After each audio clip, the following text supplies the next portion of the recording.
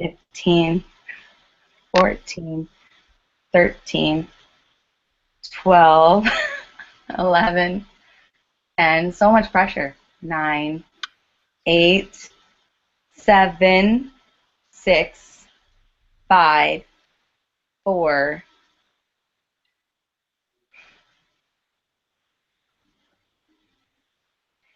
Hey there, everyone. Thank you so much for joining us on UPA.tv for Webinar Wednesday.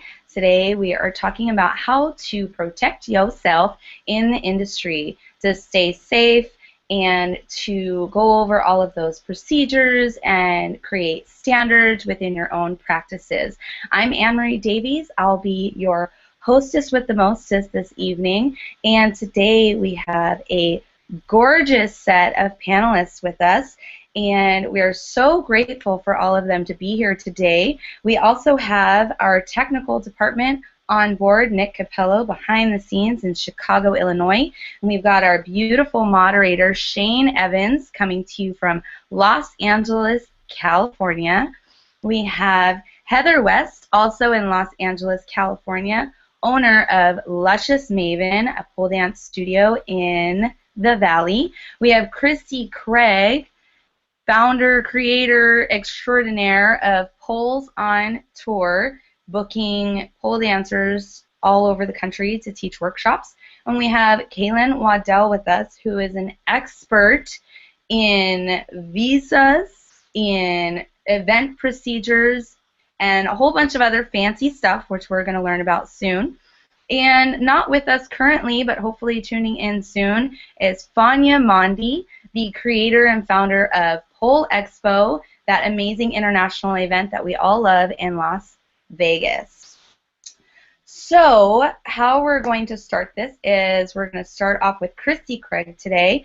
And after Christy's done talking, we're going to open up the floor for some questions from you at the home audience. And at any time you have a question, feel free to write them in. Shane will be keeping track of all of your questions, and we'll be relaying them to the appropriate person at the end. So we would start off with Christy, but poor Christy is a little frozen. So we're actually going to start off with Heather while we get Christy situated. Heather West, tell us a little bit about your expertise as a studio owner and the steps that you think studio owners should take in order to protect themselves and to thrive in this industry.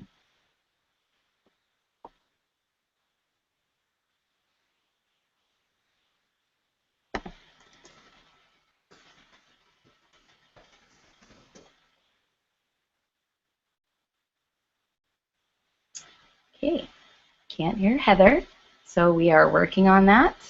Currently, we can't hear Heather. Hey. Oh. Okay. I can hear you.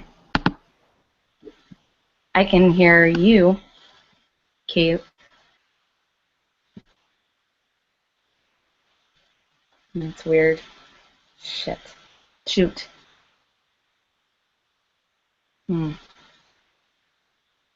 Heather's audio seems to be a little bit on the flaky side, so can we go to another person while we take care of her? Yeah, well, let's talk to Kaylin about. So Kaylin actually wrote to me after the article that came out about Into Pole Dance Day, and he offered his expertise. So I'm actually really curious and excited to hear about what Kaylin has to say. Sure. So just a quick little bit of background about me. I've spent about 20 years working in the theater industry, and I have toured with artists nationally and internationally. Sorry, my wife is tuning in with her computer, and now she's putting her headphones in. Anyway, I've toured around the country, nationally and internationally. My wife's a pole dancer and instructor at Aradia Fitness in Cary, North Carolina. I have to give that shout out for Dakota. So I guess now I work actually booking artists and on that side of things in a theater, but I think that a lot of contracts, international stuff, applies the same no matter what sort of artist you are. So I think it very much applies to being a pole artist. So I think one of the things that's important to understand, especially when you're working internationally, is that contracts are really nice, but most likely you and the person you are contracting with do not have the financial means to legally pursue a breach of contract. And what that really means is get it all in the contract, but if someone violates it, chances are you're not taking anyone to court and they're not taking anyone to court because it would be hugely expensive. So I don't want to discourage people from touring internationally, but it does mean that you have to have a great deal of trust in the people you're working with. If you have never worked with them before, some of the standard things we do to build trust are in how contracts are structured. So one of the things I'll talk about is deposits. There's usually two ways deposits work. If you are traveling as an artist and you are booking your own travel and you are booking your own lodging while you're traveling, then you should get a deposit before you leave the country that covers your travel and lodging, so that if anything else happens, you have been paid in advance. I think if you're a reputable business owner, you should have the cash flow to be able to handle making that upfront deposit. You know, depending on how well you know the person you're working with, maybe you decide to be flexible on that issue, but I have been in situations where I've gotten to another country and things have not been as they seem they were going to be on paper in advance, and at least knowing that you are covered for getting there and getting back goes a long way to making you feel a little more comfortable. Some other things that I think are fairly standard is if you are guaranteed any money to use for expenses while you are traveling, even if you aren't, usually built into the contract, there is a method for you to receive some local currency when you arrive. If you meet someone who's going to help you get to your hotel or whatever, someone who's bringing you in should be meeting you with some local currency. Otherwise, that can get real expensive for people when they land in Europe or Asia, where getting local currency could be a lengthy process, and everyone may not take a credit card. In fact, a lot of places are cash. Deposits, if you are not buying your own flight and hotel, then before I travel, I would expect confirmation numbers on all of that. I think it's really important that you then call and follow up on those to make sure they actually are real reservations. Talk to the hotel about who can cancel them, how they can be canceled, so that if, for example, you get in a flight and then your hotel got canceled, you would have some way of finding that out, hopefully, or right before you got in a flight. I think all this sort of comes back around to this is a small industry. Everyone seems to more or less know someone or know someone who does know someone. It's much the same in theater. So you're trading on your reputation when you travel as an artist or when you bring an artist in. And so I think it obviously behooves everyone to treat people properly. But that said, you know, a lot of the sort of the contract expectations and money in advance can help you when you are traveling. Lastly, I want to talk about visas. Well, not lastly, but additionally. Visas are really, really important. If you go to another country on a visitor visa and conduct business or make money, and I don't care if you're getting paid through PayPal or whatever, if you travel on a visa and make money and somehow someone finds out, let's say you're pulled over in a traffic stop just for something crazy, and the cop finds out somehow through asking you questions that you're working and you don't have a visa with a work permit, you cannot be allowed to leave the country you're in. It is bad. You do not want to do that. You also do not want to go through customs and they say, what is your reason for your visit? And you say, oh, I'm, teaching, and they're like, well, you're here on a visitor visa or whatever, you can get in a lot of trouble. It's not good. In Mexico, you would want, and I actually have this pulled up, you would want a visitor or temporary residence visa, and you would want a visitor visa with authorization for lucrative activities. So that is just a regular, hey, I'm hanging out for less than 180 days visa, but it is with permission to make money. And the requirements for the application are extensive. I mean, like super, super extensive. You are going to have the form, copies of your passport, a letter from the people bringing you in on their letterhead saying that they're bringing you in for this lucrative activity. You have to have proof of citizenship, a photo, because you're actually going to get a driver's license-like object that is your work visa. The fees are not huge. They're about $200 to $300 per person, and the visa can take weeks. So, and if you don't submit something, they'll simply reject it and send it all back to you. And it's like that doing visas for almost any international artist. It is a lot of work, and people who do it regularly will tell you that you can spend days and weeks trying to get visas for artists to come in.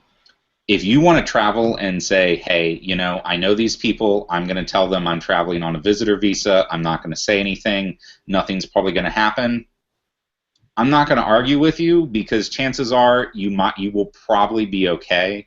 It's just not a risk I'm comfortable taking. So that comes to who does the visa paperwork. That depends. I've seen it both ways. Some places, if they really want you and they care a lot about having you, they will pay and do all the visa paperwork. And honestly, it's usually a lot easier when someone from inside the country is doing the visa paperwork. Depending on the country, palms may be greased simply because they both speak the same language. If you are not from the country and you are at a consulate's office in the United States or trying to work with them via snail mail or over the phone, it can be harder. So I do recommend that you try to get whoever's bringing you internationally to do the visa paperwork. Europe is a lot the same as Mexico. I mean, all places pretty much the same. They're going to want to know how much you made, more or less, as well. And that is going to impact your taxes. You're probably going to have to pay some foreign taxes and then work with your accountant or TurboTax or whatever to show that those taxes were paid in the foreign country, at which point then you can get a credit for those on your United States taxes. It's complicated. It's expensive. When I traveled internationally with I've done it with some very small companies, traveling with 2 or 3 people, and traveling in groups as large as 20 and 30. It is a lot of work, and the people overseas have to really want you to do the legwork. It also can be a whole lot of fun, so I don't want to discourage people from doing it, but this is all about protecting yourself and making sure you have the information to do things properly. So I'm going to tell you the proper way to do it. In our group little pregame before we went live, and I got bumped up to first, music licensing came up, and I just want to mention that music licensing internationally is not the same as music licensing in the United States. Depending on what country you are traveling to, there are different groups of people you're going to have to go to get your music license. I generally, whenever I have traveled internationally, we put it in the contract that it is incumbent upon the presenting body to pay for and acquire all necessary music licenses. If they don't do it and something happened, which would be crazy for that to actually happen, you at least have a piece of paper saying, hey, I tried to get this covered. Go to the people in your own country. No one's probably going to pursue you back to the United States over this unless you got like super famous on Czechoslovakia Has Talent or something. And other than that, you're going to be fine. but do think about that and consider putting that in your contract so that you're protected. Let's see. I think I had some other notes here. Let me just go through and see. No, I think those are the high points for me, and I think I've talked enough, so okay, yeah, I'm going to swing it out. We're actually going to probably maybe come back to you. I would like to check if Heather has audio. Can you say a word? Oh, good. We can hear you. Very good. Yeah, we're going to come back to you, though. We're going to switch over to Christy Craig. Thank you, Kaylin, for that information. Amazing. It's everything that I know, but it's like, visas. I'd like to talk more about that towards the end. Is Christy's volume on? Can we hear her? I hope so. Hi, how are you? Thank you so much for coming back.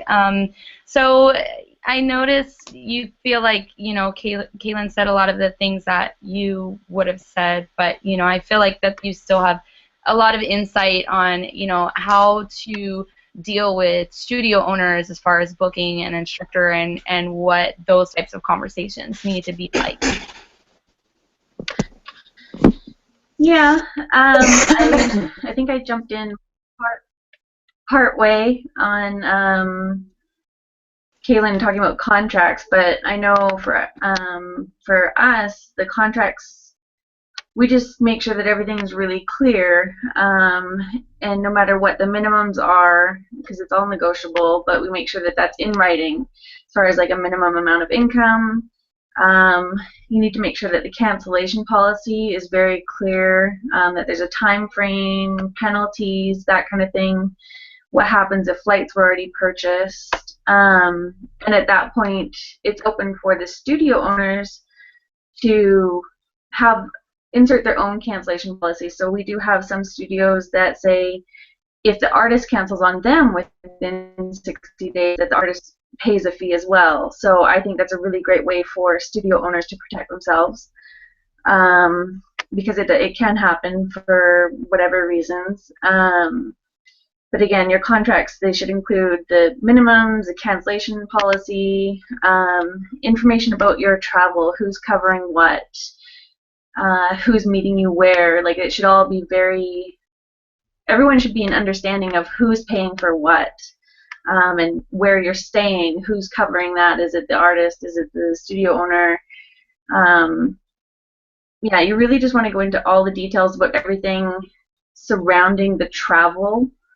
That's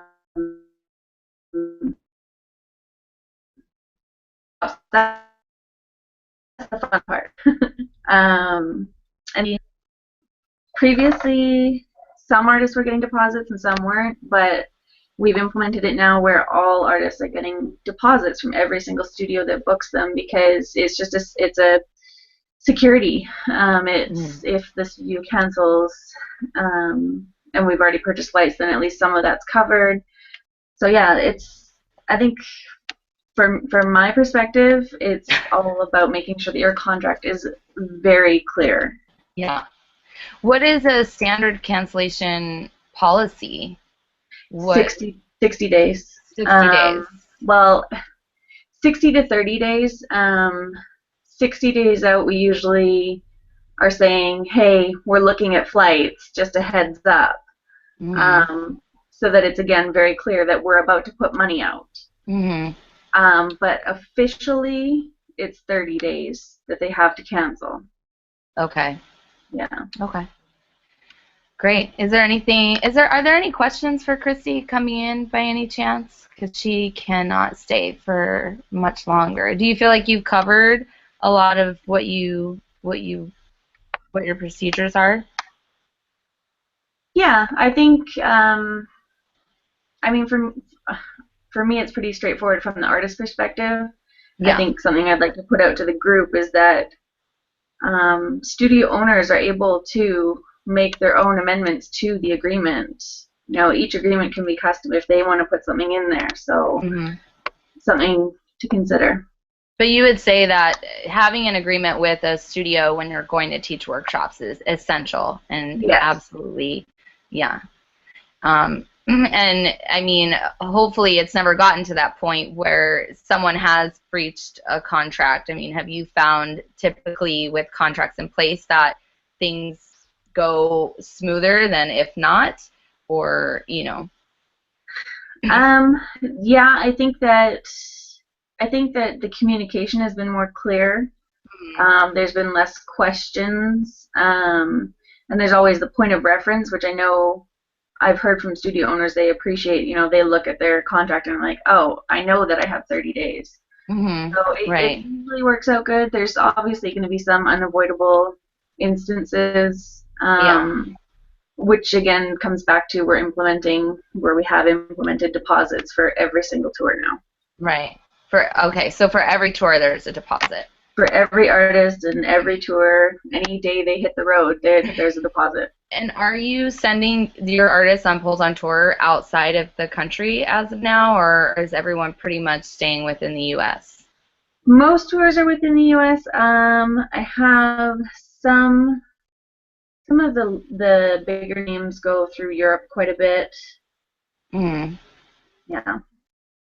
And how is that being handled? As like using the visas, the work visas, or not? Because I mean, in our industry, and there's no judgment here on anyone's part, because it's hard. The visa situation is really hard, and it's something that me as a traveling instructor, I've wanted to do the right way, but they make it so difficult. Yeah. And you know, you book all of these workshops and you get these deposits, and then you're not getting the visa in time that they said was only going to take 2 weeks to get. And then it's like, well, now what? What do I do? You know, it's a difficult situation, I think, but one that needs to be taken seriously. Yeah, it is one that needs to be taken seriously. And I mean, I can say starting out, it was not really something that we really considered like a big priority. Like we knew it was there, but I mean, this was years ago. But yeah, we more and more are getting the work visas and work permits. Some of them great. Are a little more tricky than others. Yeah. And so sometimes a little questionable, but. But do you feel like from doing it more that you have sort of gotten better at figuring out the visa thing? Do you feel like that's sort of a learning process? Mm-hmm. Yeah, there's definitely, I mean, honestly, I've definitely like a few services that I are my go-tos for getting expedited visas and things like that. So, but it's not an easy process. Yeah, there's a lot of people. Definitely. So how long in advance would you start a visa process, do you think? Ideally 3-4 months, but it also depends on when, because they're on tour so much. Well, some people are on tour so much, it depends on when they get back into the country. I understand. Mm-hmm. So it's like they've landed, quick, give me your passport. Yeah. Well, that's really good. I'm happy that you go through the visa process, because that was something that I was unsure of, and I think a lot of people are unsure of in our industry if people are even doing that. So it's really nice to hear that those steps are being taken, and I'd like to learn more about that personally, and you know, be legit, you know, because it's scary. It is what Kaylin was saying earlier about how, you know, if they find out you're there and you're not supposed to be there, it can be a really scary feeling, you know. So I definitely am an advocate for trying to get those work visas in place. So yeah. Are there any questions at all for Christy moving forward, so we can move on to the next? No, we're good. Okay. Thank you so much, Christy. I know you have to run in a few minutes, so feel free to sign off. Thank you so much for your contribution. It's really, really appreciated, and you're very knowledgeable, and we appreciate Poles on Tour, and have a good night. Thank you so much for inviting me to be part of this. Of course, anytime. Have a great day. Yeah, bye. So how are we doing with Miss Heather over there? How are you doing? Hey, can you hear me okay? Oh, yes. Does that work? Beautifully. I can hear you. Okay, great. Yes. Yay! So Heather, you are the owner of Luscious Maven, which is one of my favorite spots in California. Beautiful logo placement. So let us know a little bit about Luscious Maven, how long it's been around, and your experiences as a studio owner and how to protect your database, your instructors, your students, and your brand. Okay. Well, yeah, I've been in business since 2009, so we've been in business now for 7 years. We've been at our current location since 2012, and yeah, I have been through the ringer, and learned a lot and come out the other side a little wiser and smarter. Nice. So first thing I think studio owners should really know is if your staff has unlimited access to your MindBody database. I assume most people have a client database if they're running a studio. I use MindBody, so I'm going to speak on that one. If you don't limit the access of your staff, they, in 2 clicks, can download your entire database, which has happened to me. It was really devastating on a lot of levels. It was a huge asset that we lost. We lost our pure access to, because now another studio has access to that same database. And what I didn't realize is I didn't even think about it. I was just like, oh, I trust everybody. We're all friends. It's all about the love. But I now limit access of certain staff members to certain aspects of the MindBody system. Only my admin assistant can access everything. Everybody else is limited to only seeing the clients that are in their own class list. Yeah. And I didn't realize, or I didn't even think about it. I was just like, oh yeah, everybody needs to see the information. I encouraged my staff to do follow-ups with students, and so I wanted them to have access to that info. I never expected somebody would go that far. So yeah, it was pretty rough, but now I know. And then the second thing is, obviously contracts. I always had contracts, but they were a bit informal. It was kind of like an email agreement that would go back and forth, and I didn't lay out what belongs to the business, what's an asset of the business, what's a violation of the business assets, and now all that is laid out in the contracts.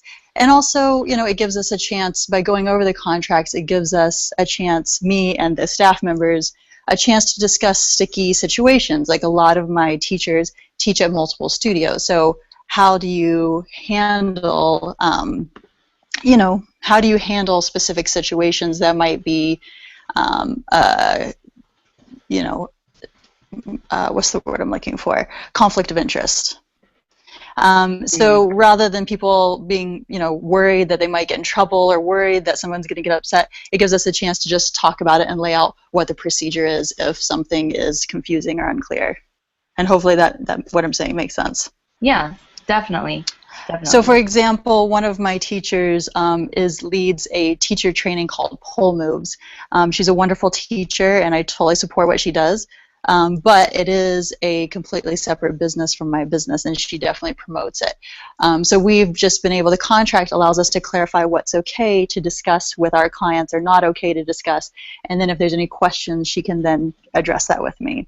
And so that it just makes it a lot easier to communicate about unclear issues. Whereas when I first opened my studio, I just laid a very simple email agreement. This is what I expect of you professionally. This is what you're going to get paid, and that's all I had, and It wasn't enough. Right. And I'm going to echo what was said earlier, that things happened to me that possibly could have been pursued. A legal solution could have been pursued, but I didn't have the financial means to pursue that. It was too much money.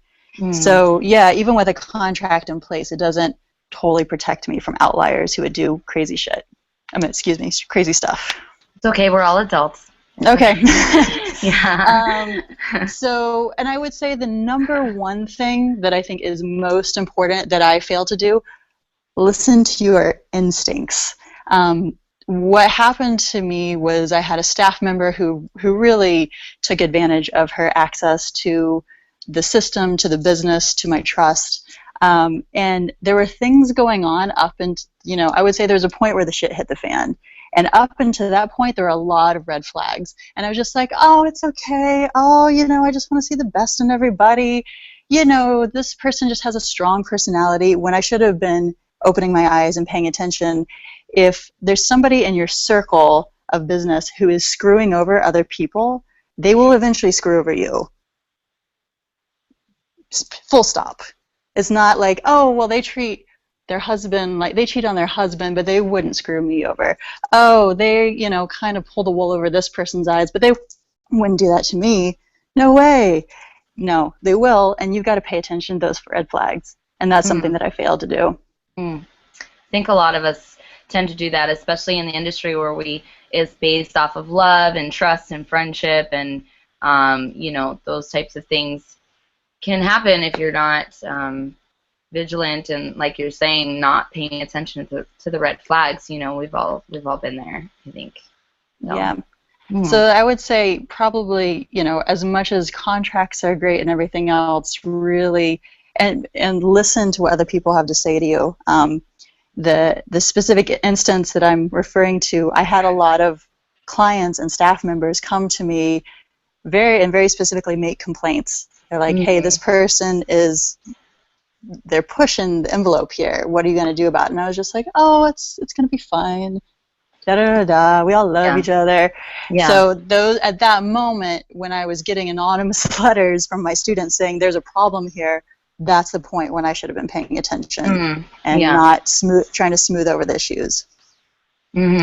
Yeah. So hopefully all this makes sense. I'm trying to be... Definitely. Okay. We do have some questions for you. Okay. And we have a question for Kaylin too, but I want to see if we have Fania on the line here and switch gears just for a few moments. I see a square for Fania, but I don't see a beautiful picture. Are you here, Fania? No? She says that she's here. I texted her on Facebook, and she says that she's here and listening, but she might not be signed in the right way. So, Fania, I know you can hear me. Guess what? I'm calling you and putting you on speakerphone, and I know you can hear me saying all of these words to you. So let's call Fania. Almost ringing. It's ringing. Turning it up. She can hear. She's typing. She's not answering though. So we might. Hi, Fania. How are you? I'm good. Yeah, I can see you guys. I hear you, but for some reason you guys cannot see or hear me. Can you guys all hear Fania on the phone right now? Yes. Okay. Yeah. You know what? It doesn't matter. We've got you on the phone, and your voice is just as beautiful as your face and your hot, sexy body. So we'll just do this on the phone with you. So thank you so much for being available and for listening to what you have been listening to. And our viewers do know, because I mentioned before, that you're the founder, creator, owner of Pole Expo. And the reason we wanted to have you on board today, Fania, is because you know a lot about event producing and the types of, I'm sure you have procedures in place now, especially for such a large event such as Pole Classic and Pole Expo. And we just want to hear a little bit of your expertise on, you know, what the types of steps that you take to make sure that your brand and your employees, staff, and yourself are protected and that you're not being taken advantage of. Sure, yeah. Well, I'm definitely a fly-by the seat of my pants kind of person, so obviously I don't even know how to use this app. There's lots of things going on in my life that I'm learning from, and right from the get-go, first Pole Expo did not make a lot of money. I think it lost a lot of money. Of course, I'm getting a phone call right now. Yeah, it lost like $28,000. Had to borrow money from a very trusted friend that knew I would pay that person back. So, number one, if you're not sure if you're going to make money in an event, especially as large as any sort of competition or expo or convention, have a plan B to be able to fulfill the obligations that you put forth in paying people or your venue, anyone that you've had an agreement to pay for. Make sure that you have a means of following through, because the reputation in this industry you don't have many second chances. And there will always be another event that will do what you're trying to do that much bigger, better, larger, faster, stronger. So always having a plan B, being able to pay and fulfill your obligations, that's super key. So it could be from a friend, it could be getting a loan from the bank or a line of credit, or maybe upping your visa, whatever it is. And even starting small. I know Pole Expo was only over a 2-day period, the very first year in 2012, and the casinos, they are expensive in Las Vegas. So starting small, maybe just a 1 or 2 day event with maybe only 20, 30 instructors as opposed to where we are now. I think we have close to 80 or so. So yeah, starting small, and then that way you can always grow and improve in everybody's eyes. That would be my number one advice, is just start small, don't bite off more than you can chew. Does anyone have any questions regarding that? Well, I actually have a question. It's something that, based on what you mentioned to me before, and if you don't feel comfortable answering this question, please, by all means. But you had mentioned to me paying out instructors at one point, and how, you know, how you've had to set procedures in place for that, because your costs are so high.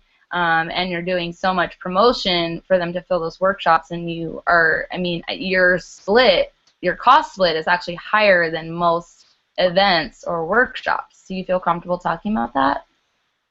Sure. I'm not quite sure if I understand your question though specifically. So why is your cost split higher? And because higher than other events or like a regular workshop at a studio. I mean, I think it's pretty obvious, but I just want to hear it. Yeah, I understand, sir.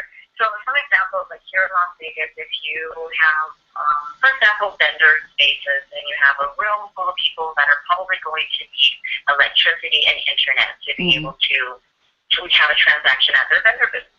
The casinos will block off the area within the hotel, so people cannot even get on the internet to use their cell phones and tweet something or do a Facebook post.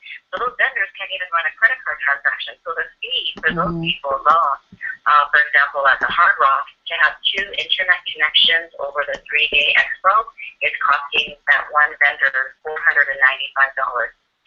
And that's just an example of what the vendors are having to spend.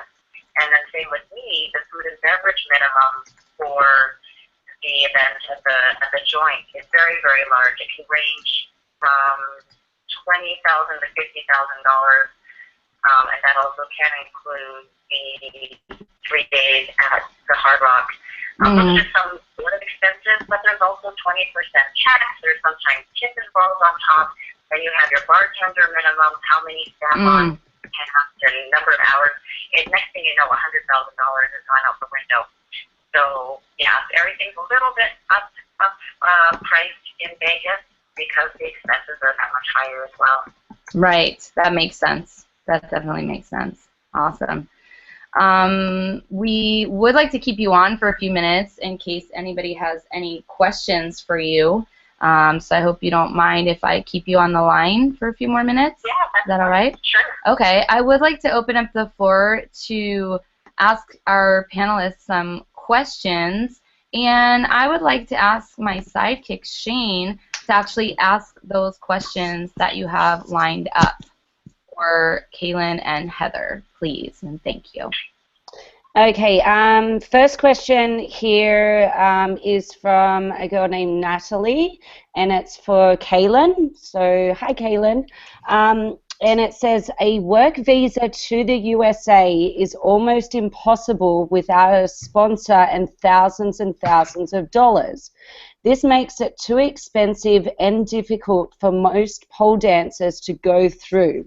So if the USA wants international pole artists coming here, it is really, really difficult to obtain a work visa. How would you overcome this? I know you're not a visa expert, but that is a pretty intense question. It is, and I totally sympathize. I have a lot of friends in the industry that bring international artists in, and it is crazy getting visas. There are I would suggest for the local poll companies to contact their visa offices on behalf of the artist. Explain the uniqueness of this, why you want this person to come in. You do the legwork if you want the international person here. Many times rules don't melt away, but suddenly it becomes very easy, and there are some, I'll be honest, I have not done it in a while, so I don't want to be speaking absolutes or be incorrect, but there at least used to be some exceptions for what are considered basically people of significance. There are exceptions to. Kaylin, it's actually called an extraordinary artist. I believe that's the word that I hear floating around these days. I have heard that as well. Yes, they will do it for people of significance if you're famous and in movies as well. But yeah, if you can get an extraordinary artist exception, boom, that's the way to go. And it's not as hard as you think if the person inside the U.S. is trying to do it. I've actually, sorry to interrupt, but I've actually helped a couple of people obtain those types of visas by, being a part of letters that they've written to obtain those. So, yeah, and it does work. Mm-hmm. It does work. There's still legwork for sure. It is not easy, but it's better than any other way to do it. Right. Okay. Thanks for that, Kaylin. Okay, I'll go on to the next question. This is for Heather. So is Heather still there? I'm here. Can you hear me okay? Yeah. Yes. So okay, basically cool. This is, how do you separate friends and business? How would you ask a friend to sign a contract? Okay. How do I separate friends and business? To be honest, I think this is in terms of how you trusted your friend with the information. So now coming to it, you've got other friends in the industry, and now you're putting in the contracts. How do you ask these friends to do it? I can imagine it's pretty difficult. I ask everybody to do it, so there's no exception. Anybody who works at my studio. Sorry, I'm trying to get out of the sunlight here. Anybody who works at my studio for any level of compensation signs the contract. So it's across the board. There's no exceptions for friendship. And if anything, it protects both parties. The contract's not designed to only benefit the studio. It benefits the whoever is rendering the service as well. So I think people can see that, and I don't have any problem asking anyone to do it. And also, I think I've come to the point too that I've realized my staff members, people who work for me, cannot also be in my intimate circle of friends. That doesn't, for me personally, that doesn't really work. Okay. They are friends, and I do enjoy them and care for them, and I will show up for them. But there has to be for me a level of separation between my personal life and my professional life. Okay. For my sanity. Thanks for that, Heather. And we've got a question for Fania. So, Emery, have we still got Fania on the line? Yes, we do have Fania on the line. And Fania, we have a question for you. Okay, Fania. So, a lot of people put together events in the pole dance industry. A lot of them fail. How long did it take before you really got together the secret sauce recipe of running a successful event? Did you hear that question? No, I don't hear a thing except for you were making. Oh, okay. So the question was that there's a lot of people in the industry that have produced events and eventually failed. And we have seen that actually where an event will run for a year or two and then it will fail. And the question is, how long did it take for you to figure out your secret sauce and how to make your event a success and be able to continue running? I think even before Pole Expo happened, in my head it was already a success. I believed in it so much that I just knew. I wasn't even sleeping at night when it was coming forward. I was like, oh my God, people are going to flip out. I've been to so many many health and fitness shows and bodybuilding shows since 1999, representing bodybuilding.com and a variety of different supplements. And everything that I've experienced where the energy is all in one room, and that's exactly what Pole needed, was everyone to be together in one room with the vendor booth positioned a certain way, with the right type of people on the stage. I don't know, I just kind of knew if it works for health and fitness and the bodybuilding community, why doesn't it work for Pole? It has to work for Pole. We're the same people. We love a challenge. Sure, we're not as physically conceited about our bodies as bodybuilders are. We don't have to. We're more into our tricks and stuff and empowering everybody.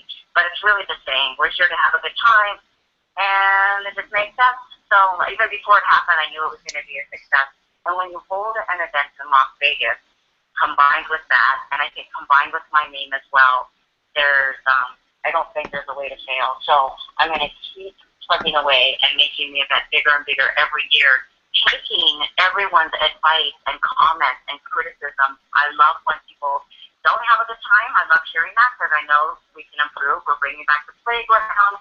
We're having more vendors, a variety of vendors. There's so many things that we're making the world a better place at Pole Expo. So, yeah, from day one, I knew it was going to be a success. And secondly, the fact we're in Vegas, and I just love to listen. I'm a Libra, and I make people happy before I make myself happy. So, guarantee happy days all around. Would you say that your experience in it going to so many other events similar to yours, like sort of watching and learning and duplicating, was something that, you know, contributed to your success? Well, definitely going to a variety of events. Honestly, you know, on the full convention, I went to that one, and there was a lot to learn from that event. And going to competitions, for example, I'm going to be at Alicia Austin's event in Miss Pole Dance America in just a week or so now, and there's always something to learn everywhere you go. Even if you just go to a Cirque du Soleil show, if you go to the bowling alley, you're going to see what customer service went wrong or went right. Or how was the music? Was there too much trouble? Why isn't there enough people here? Do they have a good flyer? I mean, everything, every day, there's something to learn to put into your own life. And I remember when I was a stripper back in the day, every time I returned to the stage that weekend, I would try to have either a different theme for music, dance moves, costuming, shoes, floor work. Every day there's inspiration. So keep your mind and heart open for it. Nice. Cool. Thank you. Thank Good you, answer. Fonya, for that. Yeah. Cool. Do we have any Okay. more questions, Shane? No, that's it for the questions. Okay, great.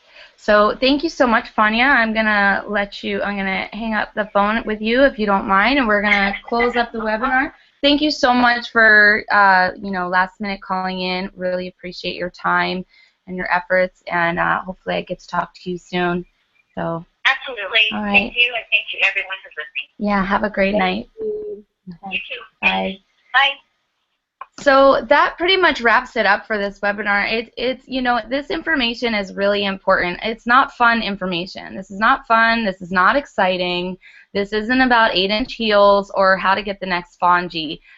This is about how to be smart in the industry and how to help our industry last and how to have staying power yourself in the industry. And by doing these things, these uncomfortable things that we don't really like to do, we are establishing a bigger, better, stronger community and industry. And it's really important to understand these things and understand them even more than what we're able to give you here today. So feel free to write to us at unitedpoleartists.com for more information, and we'll do our best to get information to you. That's what we're here for, is to inform and to empower you with knowledge and information. So I would like to say thank you so much to our panelists for contributing your time this evening. It's very helpful information, and we look forward to having you back another time. And thank you to our IT department, Nick Capello in Chicago, Illinois, and of course thank you to our gorgeous moderator, Shane Evans. And yeah, you guys were awesome. Thank you so much for your time today. I really appreciate it. Yeah. Cool. Yeah. So, Bye. yeah, let's say good night to everyone, and remember to our viewers out there, if you came in halfway through or a quarter of the way through, you can rewatch the replay, and if you want to share it with your friends, feel free to share the link. This is a free webinar, and it's on an on-demand stream. So thank you so much. Have a good night, and we'll see you next time on Webinar Wednesday here on UPA.tv. Bye. Bye.